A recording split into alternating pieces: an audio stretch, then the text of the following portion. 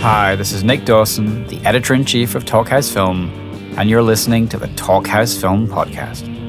At Talkhouse Film, we do a lot of blue sky thinking, especially when it comes to the podcast. We dream up a conversation that we think would be really great, then hustle as hard as we can to make it happen. In the case of this week's episode, it actually couldn't have been much simpler.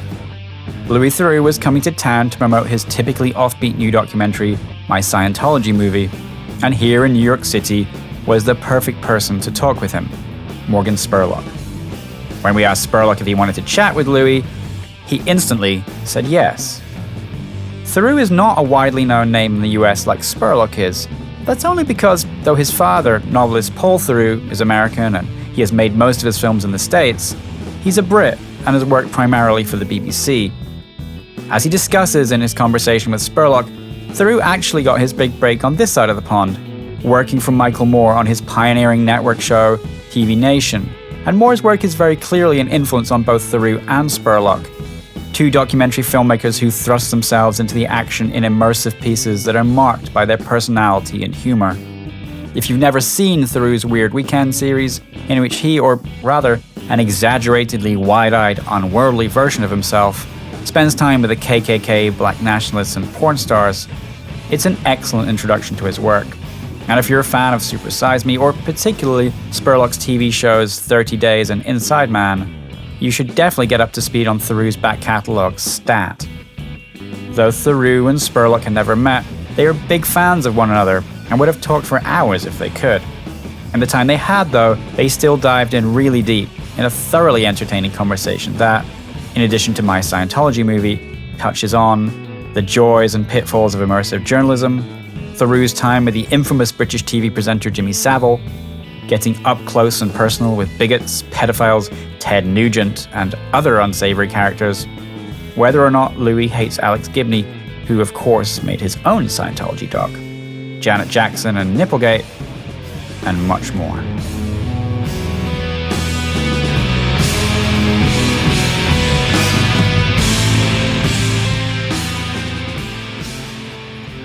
Well, I'm excited to be here because I have been a fan of this brilliant man for a very long time. Well, thank you. And I can honestly say he is an inspiration to me. He's somebody who I have consumed so much of the amazing things that you've made. Wow, thank you very much. So it is an honor. And we should say to everybody on the podcast, this is actually the first time you and I have ever actually met. Correct. Yeah. Correct. So there could be a fight by the end. Well, you never know. Hope not. And I'm a fan of yours too, Morgan. It's a real pleasure to meet you. And I thought a lot about your movie, Super Size Me, while I was making my Scientology movie. Yeah. And I think you laid the groundwork in some ways for the approach that we took. But I don't want to kind of get too specific too quickly. But yes, it's great to meet you. And also your immersive work that you've done on CNN. I feel like I should ask you questions. I feel like I should ask you questions. Why don't we just each ask each other questions? Yeah, let's do that. So let's start from I'll start from the beginning and just ask kind of where did it start for you? Because I know where you kind of began doing a lot of like the field pieces you did, but a lot of people may not. So where did kind of the immersive journalism and these types of stories start for you? I started when I was 23 when I got my break with Michael Moore, and he hired me on his TV show TV Nation. At that time, I had no experience in TV, and I didn't aspire to be on TV. Yeah. I was not in any sense a kind of natural TV performer. I was a print journalist. I was working at Spy magazine. And I think he saw that the very qualities that made me unfit to be on TV were kind of an asset. You know? And I think he saw that I was gangling. I'm a big fan of unfit for television. Yeah. It's good. I mean, at the time, I don't think I realized. I thought maybe I was suave and kind of focused, but I wasn't, and he saw that, and he I think by taking me and putting me with no experience of making TV out, but kind of turbocharging me with a very professional team, you know, of camera people and producers and also writers. He could take me and put me in situations where I'd be out of my depth in an intriguing and humorous way. So I made about 10 or 15 segments for TV Nation about things like the Ku Klux Klan, The one that probably didn't you try to get the Ku Klux Klan to become a civil rights group for white people? Wasn't that the Well, I didn't gist try of and that do that. push? That's how they were positioning themselves at the time. Right. So that was the premise for the show, and I was sort of, a word I get pegged with a lot is faux naive, which I tend to resist. But I was, I guess, in those days, definitely slightly being more wide-eyed than I naturally am. And so the idea was, well, maybe we should give these guys another chance. Let's take a second look at the Ku Klux Klan. Maybe it's a kindler, gentler Klan. Yeah, so you don't hate black people at all. You just really like white people. And that was where they were coming from. And and the one that holds up best from that era probably is a profile I did of Ted Nugent. Yes. Because he was so volatile, and it was sometimes the people I was among were... Had he become kind of like as kind of the big, staunch right-wing mouthpiece that he is now, even back then? Yes, he had. He was. He'd mutated. I don't remember that piece. He was this was 95, and he had come out, it was after the Oklahoma City bombing, and he was still touring like crazy. Like he was still gigging. He still had long hair. He played the guitar. Yeah. His main thing was bow hunting, and he was advocating the spirit of the wild and going out in his loin. He wore a loincloth on stage, and anyway, it was after the Oklahoma City bombing, and he'd sort of come out as a militia supporter, like he was sort of to the right of even the right of the Republican Party in a sense. Right. He believed. He was kind of borderline conspiracy, crazy right wing. That we need to arm ourselves. We need to get ready. Yeah, and there's a conspiracy. The memorable quote was him saying that that Janet Reno was worse than Hitler.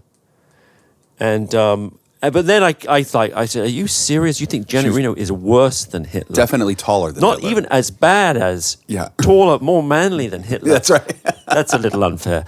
But he said she was worse than Hitler. Yes. So that one, because he gave me such a hard time, that was quite I think that was sort of the template. There was like me being out of my depth, and I think when events spiraled out of control, as they sometimes did, there was a moment when he kind of went nuts on me. I said something like, well, it seems to me the militia guys you're saying that you support are kind of the guys behind the Oklahoma City bombing, which actually is arguable. I don't know if that's fair, actually. But he said, you lying sack of shit, that's not even close. And he looked like he was going to absolutely kind of blow a gasket. Yeah.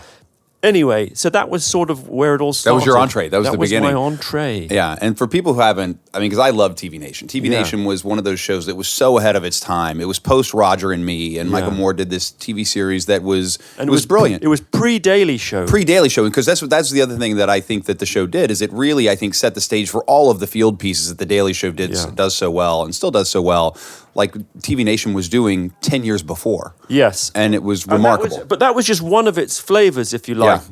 Yeah. I remember one of my favorite things was when Michael Moore took all of the Christmas carolers to the tobacco companies to sing, and they were all guys that had their voice boxes removed, and so they all had the things where they sang like this. And so they're Christmas caroling for like R.J. Reynolds with the things on their throats. That's right. This show is so phenomenal, so I can't recommend it enough. I wonder how you see it now. It's probably a lot of it's on YouTube. I feel like it's on. I feel like most of the shows probably are on YouTube, but it's probably on Netflix or somewhere. But I know it's out there. And it's so good. How much of an influence was Michael on you? And especially since you got to work with him on that show, because I do think there is a very Michael Morris quality to what you do and to what I do.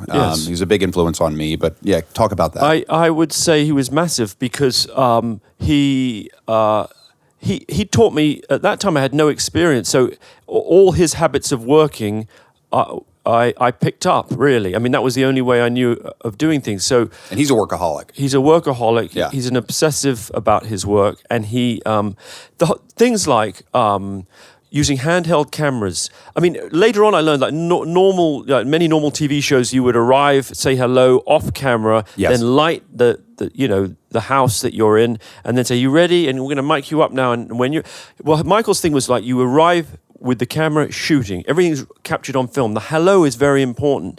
Or, he always wanted that shot of you of the camera on your shoulder as you walk up to the house and the door is answered for the first time. I remember one time one of the producers got the shot in reverse, right?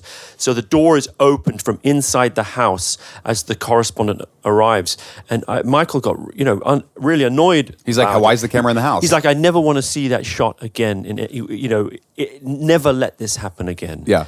And because you already get a sense it's set up. yeah, If the camera's in the house, it's set up. You can feel that it's untruthful. Yes. And then the whole thing of just kind of wearing contributors down. Yeah.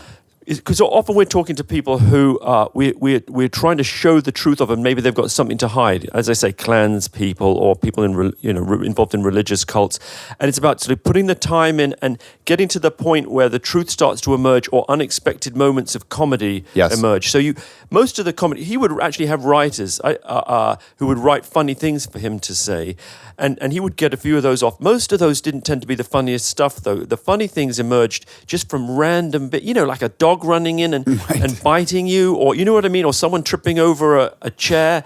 Like the funny stuff was very organic. Yeah. And then you would shoot hours and hours and hours and then boil it down. And that became a way of working. I mean, I think the big difference was I was less politically engaged and younger, and maybe a little bit more callow. Like I didn't have a family. I didn't think deeply about the way the world is and why it got that way. I just enjoyed meeting people on the margins who were involved in stuff that was very outside or very fringy, psychologically, seemingly self-sabotaging.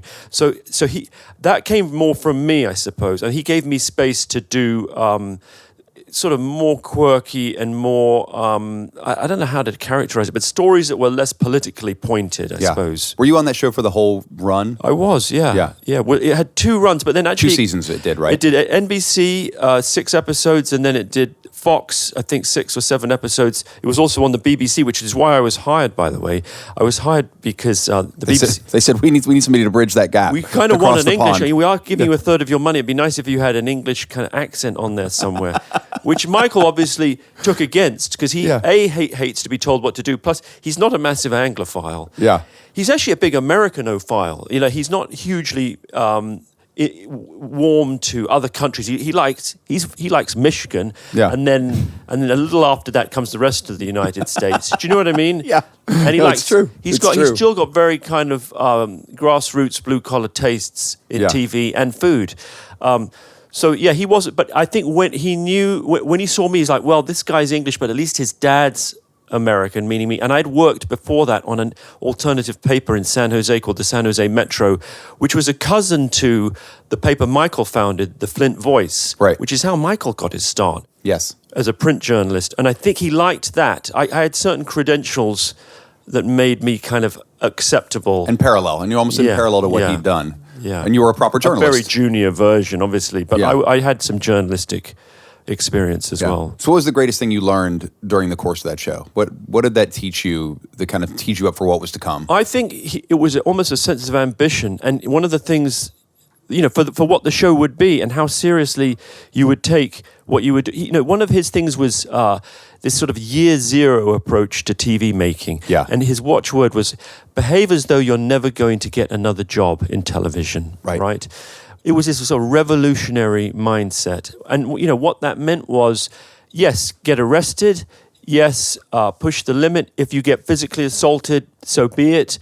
We are out there to change the world. And you cannot be thinking that this is a way to kind of buff your resume or set you up for the next gig. I mean, that had a downside, too, in the sense that I don't think everyone was ready for that level of commitment. In spirit... Or that level of honesty, I think. Because that's the incredible thing about that show. Go back to, this was like, what, 95, 93? 94, 95. 94, 95. And this was on network television. Like, this was on NBC. This was on Fox. Like, it's impossible for me to imagine a network even having the balls to put a show like that on television today. Yeah. I mean, it speaks a lot to, one, kind of where he was and where TV was at the time, and literally what's changed since then. Yes, exactly. And I think he expected a lot from his staff, and sometimes some staff members bridled at that. The feeling was more akin to, I don't know, like a political action group or a non-profit that's trying to change the world, where it's not about your salary, it's not about do I have to work at weekends? Right. Whereas I think it's valid for people to have an expectation that they can have normal 9 to 5 hours. I mean, that's what unions are for, partly. And so there was a little bit of a tension there sometimes. Yeah. I can't imagine what was the last time I had a 9-to-5 production job ever? I don't think so. I know exactly when it was. It was when it was right after I graduated from college and I was a PA. Woody Allen, I was a PA on Woody Allen's film Bullets Over Broadway. Woody Allen shoots 9 to 5. You show up, like you shoot your day, Woody Allen does the pages he wants to do, and then you're out before sunset, and he goes home, and that's your day. But like that's the only 9 to 5 job in the whole entertainment business. Everything else, like with what you and I do, it's as long as it takes, whatever days you have to shoot, that's right, wherever you have to go. Like the amount of time I spend away from home, which I'm sure is the same with you, it's a lot. Yes, it is. I'm gone a lot, but it's the choice we make to tell the stories we want to tell.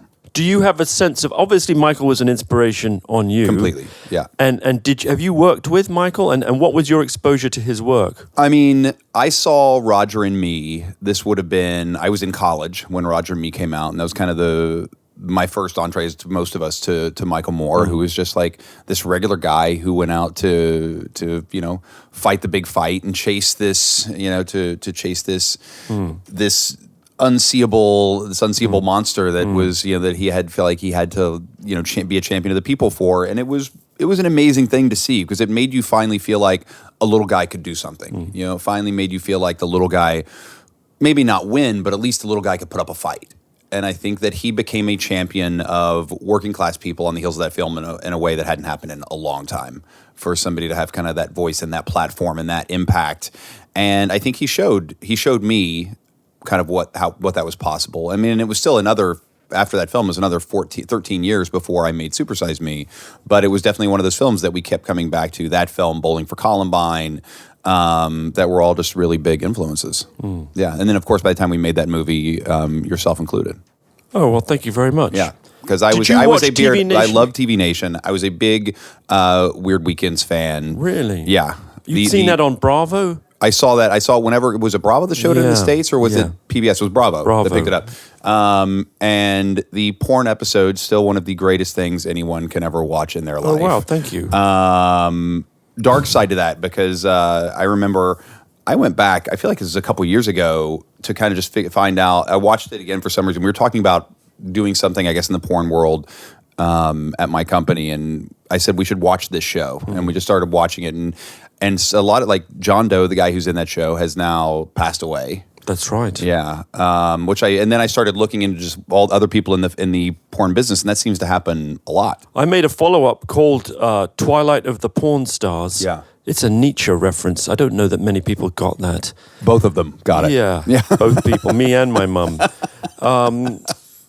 Because he wrote a book called Twilight of the Idols, but that's a reference to the Götterdämmerung, which is Norse mythology, right? Yes. At the end of time, all the gods die.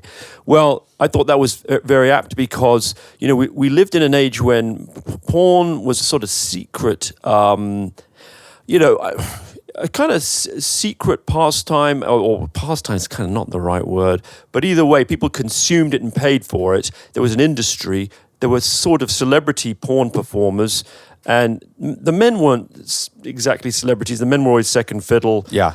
No pun intended to the women. But the women get paid so much more money. The women get paid so much more money. Yeah. But what I found was I when I looked back at the world of the porn performers, in the same way as it had been a kind of bellwether or a predictor of what would happen in all forms of media. Yeah, because when you made that, it was when like videotapes were still the big thing, yes. and it was still big money. Yeah, and DVDs were on the verge of coming in, but they were still niche. Yes. But porn led the way in VHS in many respects, and then in DVDs, right, and then in downloads, and then in obsolescence, if you like, in the same ways like the New York Times or these papers or magazines, print, books, music became increasingly threatened. Well, porn, no one wants to go into a porn store and say, like, you know what, or physically own one now, or physically own a porn, like to physically own like a porno DVD or tape in your house. You're like, why would I ever do that? Why would you have that? Why would you go into a shop and say, has Big Butt 17 come in yet?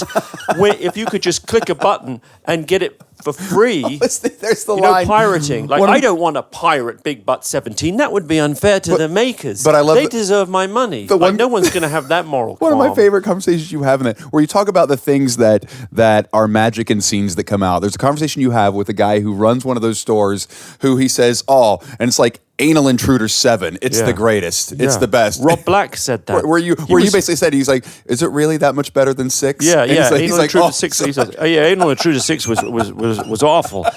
Yeah, Rob Black, who also appeared in the follow-up, he was imprisoned as part of the crackdown. Wow. The anti pornography crusade, of which Janet Jackson's nipple was also part. It seems a more innocent time like the now. Nipplegate launched. Yeah, that was part of the same way. We've got to stop the coarsening of American public discourse. Yes. And it starts with getting rid of these rape fantasy films that people are watching, and Janet Jackson's nipple on the Super Bowl, that has to be stamped out. So that was all part of the climate. It seems like a more innocent time now, though, doesn't it? Well, Imagine if that was all we were worrying about now was Janet Jackson's nipple. That would be magical. That would be all we cared about. That would be like a wonderland. If we could just get back to like terrible lyrics in rap songs and Nipplegate, those would be the days. It was a beautiful time. Yeah. So I did do a follow-up, and as you say, John Doe had... It was partly a quest to see what had happened to John Doe. Well, why he'd killed John himself. Doe and whoever. What was the young kid's name? JJ. What happened to that kid? Well, he left. He kind of did 4 or 5 years of journeyman work in the industry, and then left and went back to being a tech guy at a big company in St. Louis, Missouri. Okay, and then the story that I also found fascinating was the guy who he was straight, but he was straight, but would do gay porn. Yeah, gay for pay. Yeah, he's still in there. I think he's still in the business. That guy. Yeah, I think he's quite highly regarded. This is something I get asked all the time, and I'm curious because people always ask me. They say, "Well, do you keep up with all these people? Do you call them? Yes, like, I get that do you stay question. do you stay in touch with?" Well, with JJ, funnily enough, I do. He's one of the few, because I don't know about you, but I've made too many documentaries over the years to keep up with everyone. And as much as I would like to, and I'm curious what happens to people. Yes. I have a fascination with kind of longevity and the arc of people's lives, and many of the favorite things I've done have sort of involved the twilight years, if you like, and kind of where are they now type of thing. So I'm always checking up on where people are, but I don't actively stay in contact with people. The other one was the Westboro Baptist Church, who I made 2 documentaries about and stayed with for a few weeks. Yeah. I didn't live with, but I visited them daily. I visited with them as well. You did them as well? Yes. That's quite a visit. What was that for?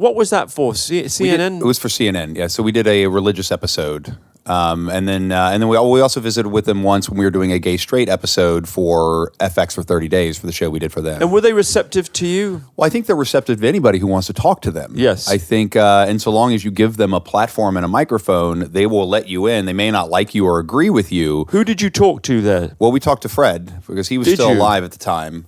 And so we spoke to him. And then we spoke to his daughter, who I guess was kind of like Shirley, who's the heir apparent. Yes, who's now been Westboro. edged aside. Okay. And there was a guy called Steve Drain who featured in both of my projects, and he was the one who'd gone there to make a documentary called Hate Mongers. Yeah. And then in the course of making the documentary, he became he was converted and ended up joining. I love that story because that's remarkable. It feels like that's the sort of supreme case of sort of the going native that sometimes happens to all of us a little bit when we're on location, right? Well, you're right. I am racist. I should stay here with you guys. You don't necessarily think at what point like, do you suddenly I don't know realize that I've had that exact thought, but I definitely have thought like, God, these guys kind of seem okay. Like, I know they're in. They have all the answers. Well, again, not exactly all the answers, but a little like a rapport builds up, and you're like, these guys they're not that bad, you know, and maybe it's not exactly making sense, but I do quite like them, and you know what I mean? Yeah. And then you get back into the edit, and it's sort of slightly evaporates. But I tell you what, this is very reminiscent of, which was something that one of the other things I loved your LA Stories series that you did, and one of the most powerful and disturbing episodes you did was when you spent all the time with the people who were 290s. So they're child molesters. Yeah, paroled sex offenders. So it's like it's anybody who's on an Amber List, anybody who has to be a registered sex offender, and they live in certain areas of Los Angeles due to the rules about where they can live. Can't be near a park. Can't be near a school. And so once these people get out of prison, they meet up with a guy who basically helps them kind of find a place to live. Who is himself a sex offender. Yeah.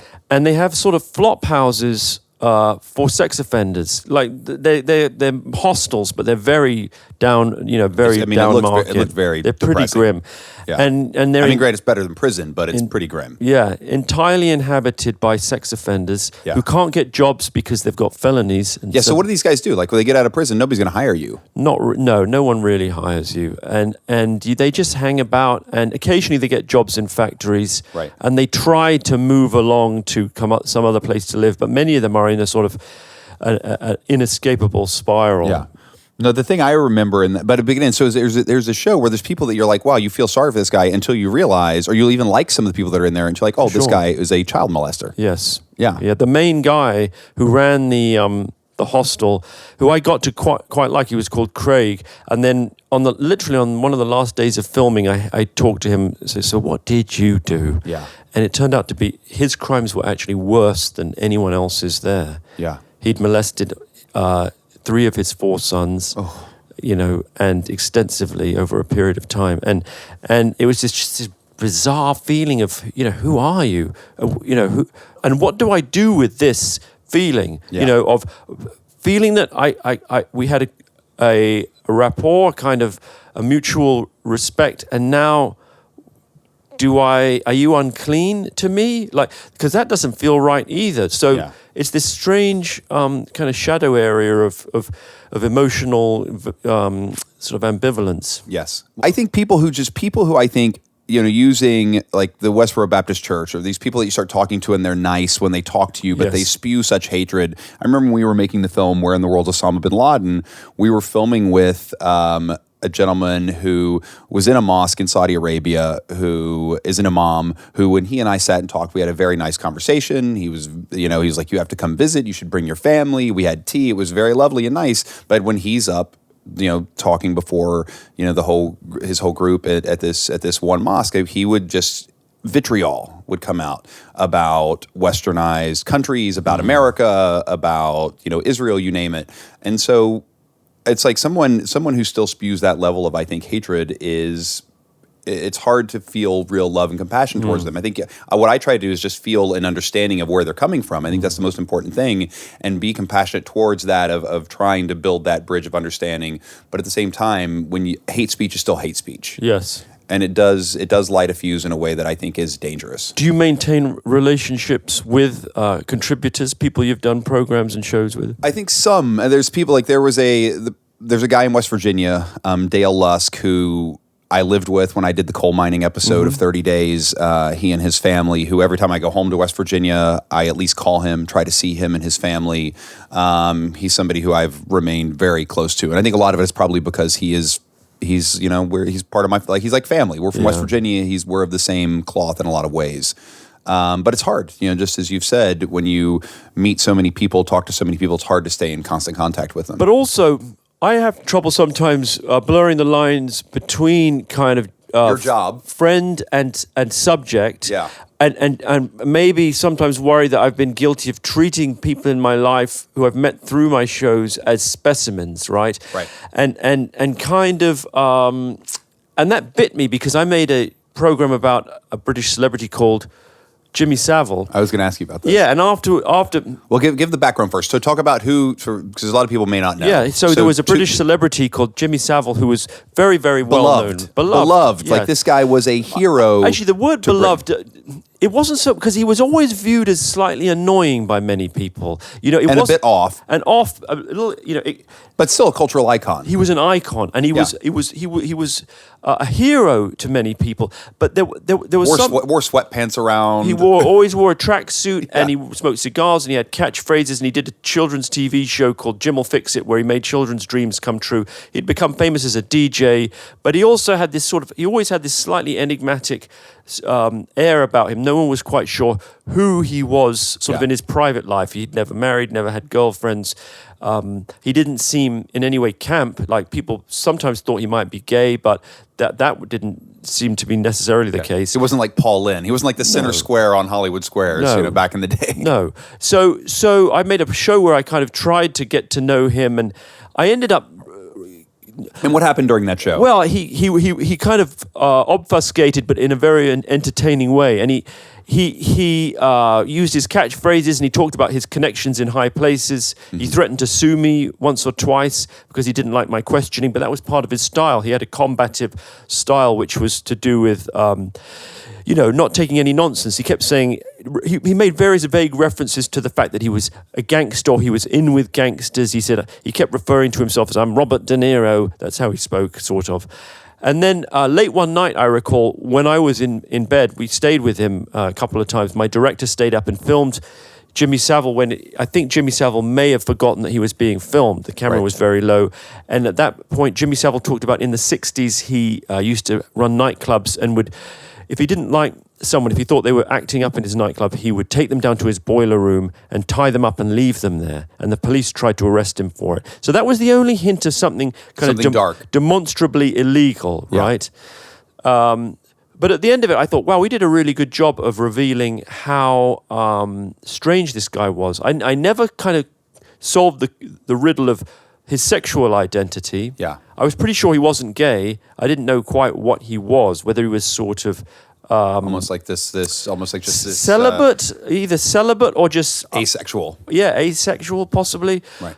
A year. How long? Yeah, how long after that special did all the news break? Well, the first thing that happened was I stayed in touch with him. Well, he passed away first. Well, before that, though. Yeah. So I stayed in touch. I thought I hadn't quite got to his secrets, right? Okay. So a little part of me thought I need to stay in touch with this guy and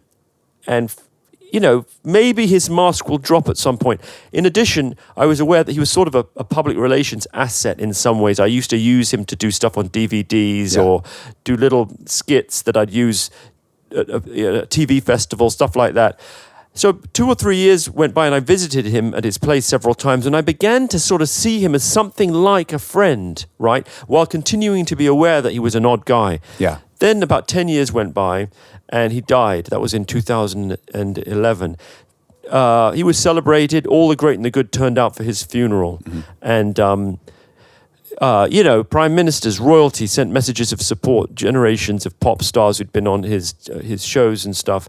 And then a year after that, or maybe 9 months after his funeral, an ITV documentary came out revealing the fact that he was in fact a serial sex offender with a long list of sexual assaults on men, women, and children. And many of them in hospital. Many of them in hospital, both sort of physical hospital, physically handicapped, disabled people, and in mental hospital.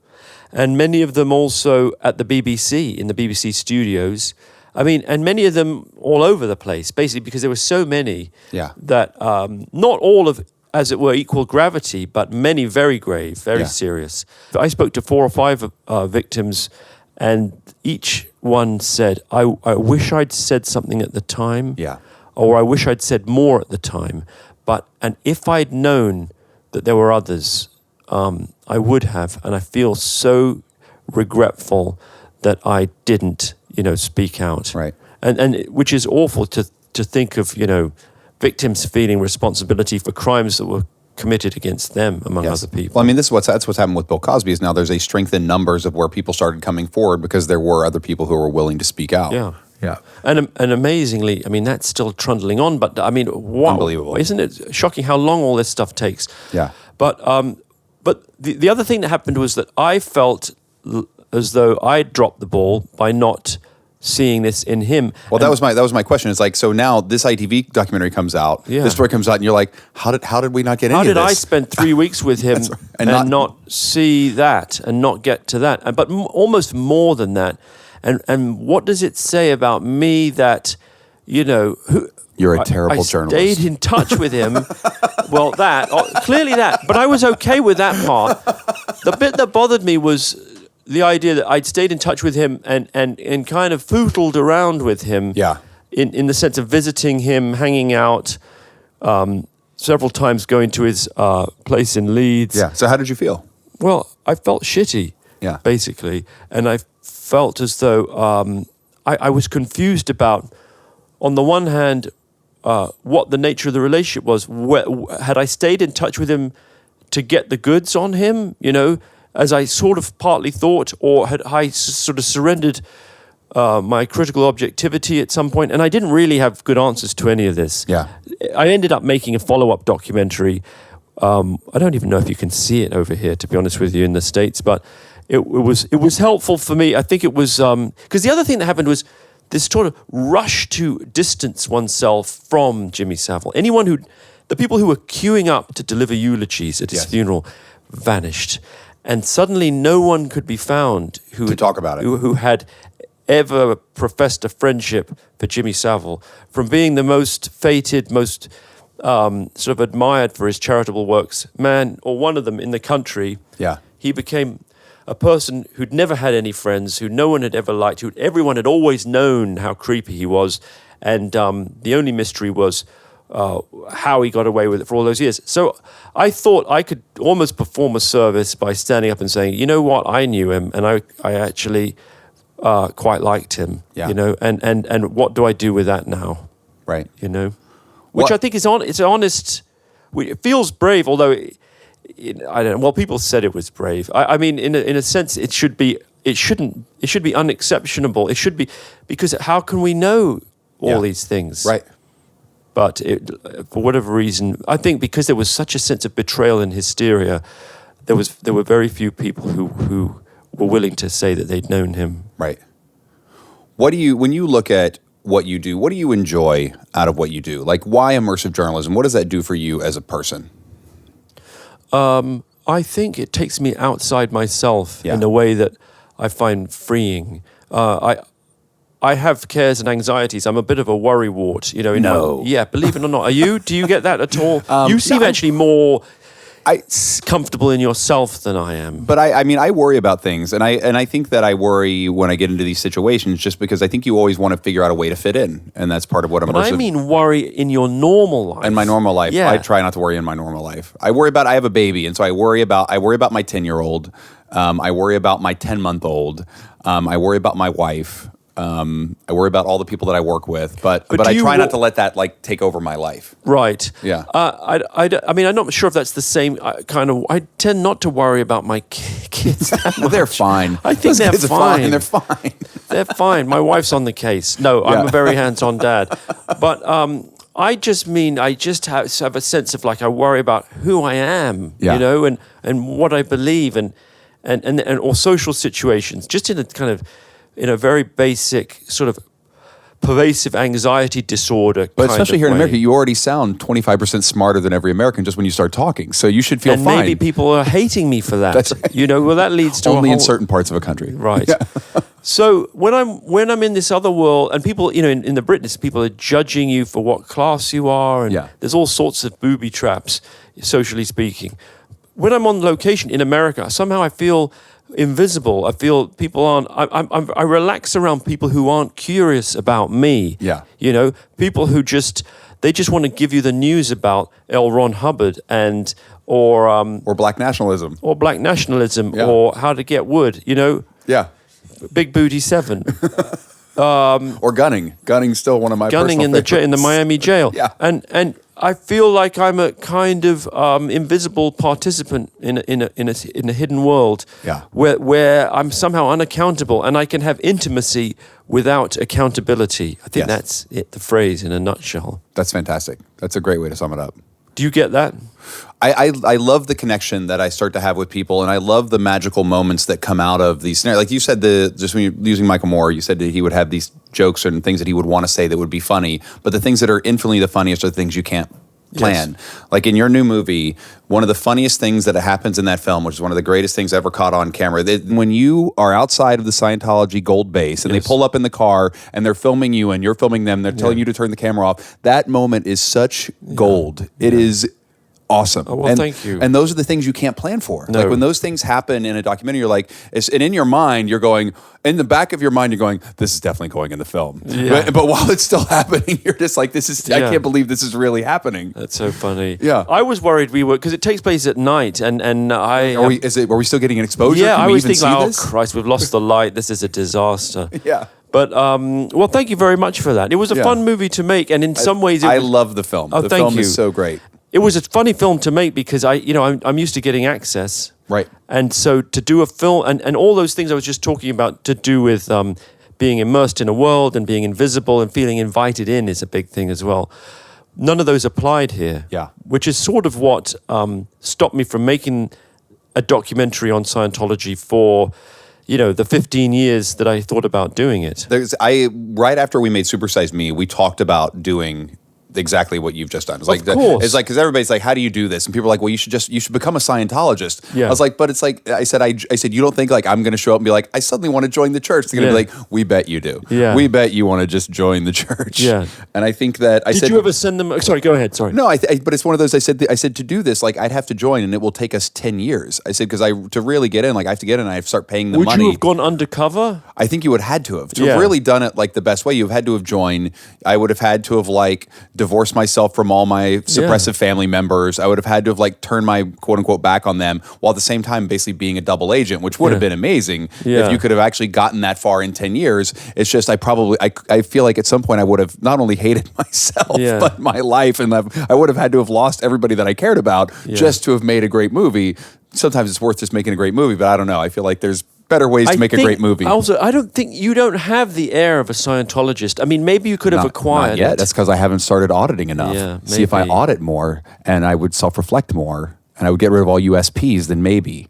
Yes, good point. Good point. You're quite right. Early on, we said Nobody's going to let us in. we talked seriously about going undercover, and then the feeling was it would either take 10 years to see anything interesting, plus. And a lot of money. 10 years and a lot of money. And the first 6 months to a year, which is really a more realistic filming schedule, you're just going to see kind of ground level stuff that is not very interesting and doesn't relate in any way to the most serious and interesting allegations that have been made about Scientology's misdeeds. Which are, the more of those are happening at like Gold Base and the Gold with Base. Sea Org. To get to Gold Base, you have to join the Sea Org. You don't just arrive and say, I want to do some auditing. You have to literally sign a contract for 1 billion years. I didn't want there to be a sense of bad faith. Yeah. The more I thought about it, you can get away with that if you're seeing something absolutely amazing, right? Yes.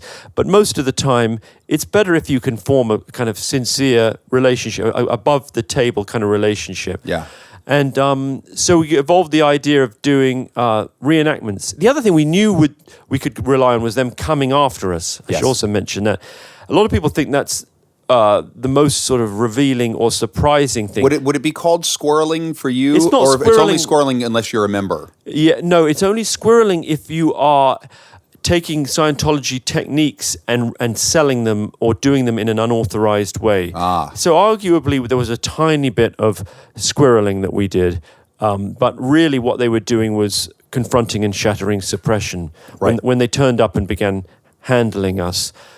I mean, anyone who knows anything about Scientology knows that that's what they do. Yes. So I sort of thought that was something we could count on them doing. When did you make the film? What year was this? How long was it? It was 2014 to 15. Okay. About over a year, but filming very sporadically. And what was kind of the instigating factor? You were like, we have to tell this story. What made you want to dive in? I think there were two things. And then did you hate Alex Gibney when his movie came out? Well, okay. I'm glad you asked me that. Because you can openly I'm going to slag leave him the suspense. here. I'm not even going to answer that now. Maybe I did hate him. Maybe I do hate him. Or maybe I don't. Yeah. We'll get to that. Alex Gibney, stand by. While you're thinking about that, I had been sort of fascinated with Scientology going back to my late teens. Mm-hmm. In 2003, I made a formal approach. They actually took me around the Celebrity Center and said, well, let's see what we can do, and what are you interested in? And maybe you were filming this, or you weren't? No, filming this was off camera. This was just part of the touring negotiation. Yeah. Right. And why don't you make a list of what you'd like to see and then put it in a document and ping it over to us. And then I'm thinking, well, we do immersive journalism, right? So then you're in this slightly weird situation of making your list, and it says, spend 3 weeks at the Celebrity Center, interview Tom Cruise, interview David Miscavige, be audited, go to the, see OT8 materials, get a brunch at the Celebrity Center, go to the Big Blue, go to spiritual headquarters in Clearwater. This long litany of stuff that you want. And then you read script for Battlefield Earth 2. Exactly. Massage John Travolta's back. Have him massage my back. That was the only two things they agreed to. Exactly. And that doesn't make 60 minutes. No, they didn't actually reply to that. I don't think when the list went across, I think that more or less killed the deal. And so 2003, it fizzled out. Then I sort of thought, you know what, this is never going to happen. I can't do it. Then Simon Chin, the producer of Sugar Man, who I know well. You know well. He did Searching for Sugar Man, won an Oscar for that, and won an Oscar for Man on Wire. Man on Wire. Quite. Yeah, only filmmaker to win 2 Best Picture Oscars. I didn't know that. Yes. He came to me. We were at school together, bizarrely, and he came to me and said, let's make a film together for theatrical release instead of the normal TV stuff you do. Do something with real cinematic scope. And then a few weeks after that, I think the Lawrence Wright profile of Paul Haggis appeared in the New Yorker. Yeah. And he said, hey, what about Scientology? And I said, well, they'll never let me in. That's not how I work. Yeah. And then over the course of the next 2 years, we just sort of read in the subject, had occasional conversations, and gradually this idea of doing reenactments happened. Yeah. And that was the point at which it felt like, okay, this could work. This can work. Yeah. When did you connect with Marty Rathbun? So tell us who Marty Rathbun is. So the main character in the film is Marty Rathbun. And for a long time, well, he was inside Scientology for more than 20 years. And for a number of those years, he was extremely high up. He calls it Mr. Fix-It, the right-hand man to David Miscavige, who's the leader of Scientology. And he was a very... He was like the hand of the king. He was sort of like the vizier in like Aladdin. You know what I mean? Mm-hmm. He was like the kind of the enforcer. He was the power behind the throne, really, in certain respects. He was the guy who got the job done. Yes. You know, the man at the top issues diktats, and then the next guy down has to go out and talk to the team and make sure all the stuff happens. Yes. And so he ran legal teams, he ran private investigators. He was also considered by his own lights, he said he was the best auditor. So he was on top of spiritual practice. For a while, he carried the title of Inspector General. So although there are a lot of defectors from Scientology, Marty's unique in the sense that no one was at his level or speaks with so much authority about what happens at the highest levels. Yeah. So he came on board quite early. Him auditing early. you is a great scene in the film as Thank well, you. because he has got you have a great poker face. I think he has an even better poker face. Although and because he's a slightly irascible guy, but then when he's in this softer mode of being an auditor, it's almost more frightening because it's like, oh, go back to being angry, because that part I get. I don't get you as spiritual counselor. Yeah. But he came on. He's been in docs before, but he's never been portrayed in a sort of three-dimensional and rounded way. Yes. So the idea really was to kind of allow him to drive the reenactments, allow that to kind of... so he figured out, like he said, here's how we can pull these off. Here's what we should do. Here's what we should show. He said, I'll preside over the actors. Let me pick the Miscavige. Let me show you what the tech is. I know, which for me was very important, that it would feel like it was his show, if you like, because then it's revealing about him. It's not some sort of bit of prankery on my part. No, it feels very real. I mean, that's the thing. There's when you see those moments, you can ultimately, even though they are created, you do feel like you are transported in this moment to get an understanding of what really happens. I think they're very effective. Thank you. And I also have to tip my hat to a film called The Act of Killing, which I'm sure you've seen. Yeah, Joshua Oppenheimer's great film, which extensively uses these free-flowing reenactments, like these improv acting moments, which are performed and directed by these aging mass murderers, who took part in these another one of those almost pogroms that took place against ethnic Chinese. Another one of those films, like you watch that film, and it's such a good idea of like, let's tell the story through these killers and have them do their own reenactments. Like you watch that, and it was one of those where I was like, that is such a brilliant idea. Amazing. Why did we not think of that? Because we hadn't been living in Indonesia for 10 years, right, probably. Right. Yeah. But also, and we're not as brilliant. Well, I'm not. He's pretty brilliant. He's amazing. I mean, I think, and in a way is the most extreme case you could think of what we were talking about earlier, which is building friendships and building warmth with people who've done the worst things imaginable. And who, not only that, they're not in prison. They are celebrated as the kind of the godfathers of the existing regime in Indonesia. Yes. And he got a lot of flack for doing that. Joshua Oppenheimer, I don't know about a lot, but some people didn't feel like that was responsible journalism. I mean, I was completely on board with it. I thought it was so well done. I disagree. I disagree that anybody who didn't like that film. I think it was a great way part of what our job and what you and I do, and I think what the importance is of these movies is how do you deal with a really difficult subject in a way that actually gets people to watch. Yeah. And I think what he did is he actually amazing. got people to watch a really heart-wrenching story by this device. And I think these devices, while you may not agree with them, but they do work in terms of creating a much more compelling, I think, environment for a story. I totally agree. And I'd even go further and say that he actually jump-started a process of rehabilitation on the part of his main contributor, Anwar Congo. Yes. You get the sense that in the process of doing these reenactments, Anwar Congo starts to gain insight into how dreadful the things he did were. Yes. I will say one last thing before we have to go, because we've come to kind of the end of our time. One, what an absolute pleasure it's been to sit down with you. Thank you, Morgan. Likewise. The film, My Scientology Movie, which is out right now, is so spectacular. Wow, and thank if there's one thing that I ever learned from you, and I'm glad I can tell you this, is you watch this film, there is no better listening by Louis Theroux in any project than this one. Wow. When you get Louis, because what the amazing thing you do is you just hang there. And when you just wait for people, you ask somebody a question, they say something back to you, and you don't respond. You just keep staring at them. And it forces them to keep talking because they feel so uncomfortable by the silence.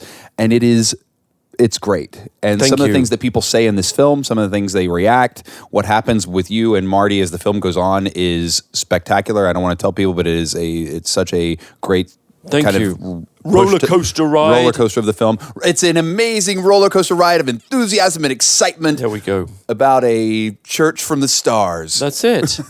You nailed it. Can we put that on our poster? Yes, you can. Morgan Done. Spurlock. Quote.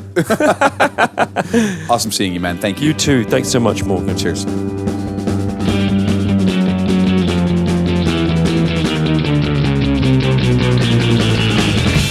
This is Nick Dawson from Talkhouse Film, and you've been listening to Morgan Spurlock and Louis Theroux on the Talkhouse Film podcast.